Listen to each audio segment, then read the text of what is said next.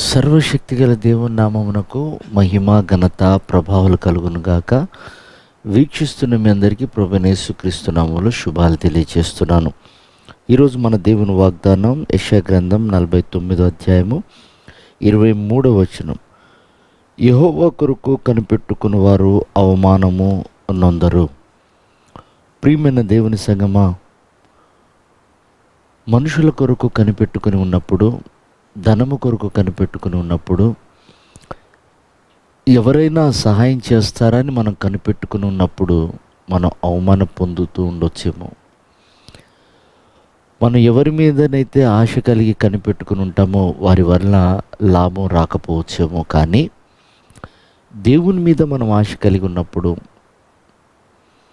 తప్పకుండా ఆ నిరీక్షణ మనలను సిగ్గుపరచదు. చూడండి, బైబిల్లో సిమియోన్ అని ఉన్నాడు. అతడు దేవుని మందిరంలో దేవుని కొరకు కనిపెట్టుకుని ఉన్నాడు. శాస్త్రులు, పరిచయులు, సద్దుకైలు ఉన్నారు. బాలుడైన యేసయ్యని దేవుని మందిరంలోనికి పేరు పెట్టుటకు తీసుకొచ్చినప్పుడు అక్కడున్న యాజకులైనా ఎవరైనా ఆయన సర్వశక్తిగల దేవుడని, ఆయన రక్షకుడని, పితరులు ప్రవచించినటువంటి విషయాలను మర్చిపోయి సామాన్యమైన బాలుడుగా అతన్ని మందిరంలో తీసుకుని వచ్చారని వాళ్ళు చూశారు. కానీ సిమియోన్ అలా చూడలేదు. ప్రవక్తలు పలికినటువంటి మాటలు అతడు జ్ఞాపకం పెట్టుకున్నాడు.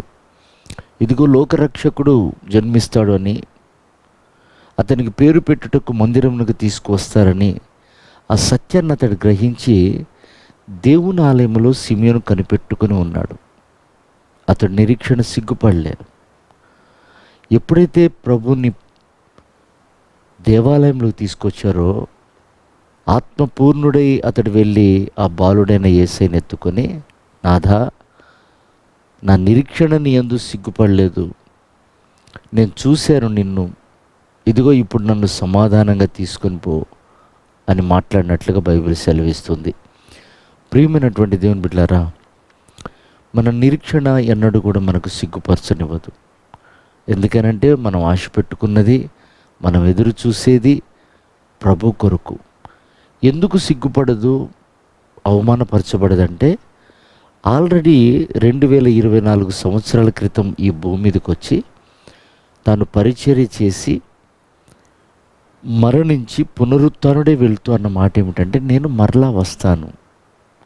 ఆయన ఇంతకుముందు వచ్చి భూమి మీదకి వచ్చి సమస్త కార్యాలు చక్కపరిచారు కనుక మన నిరీక్షణ సిగ్గుపడదు. కాబట్టి వస్తాన్నవాడు తప్పకుండా వస్తాడు.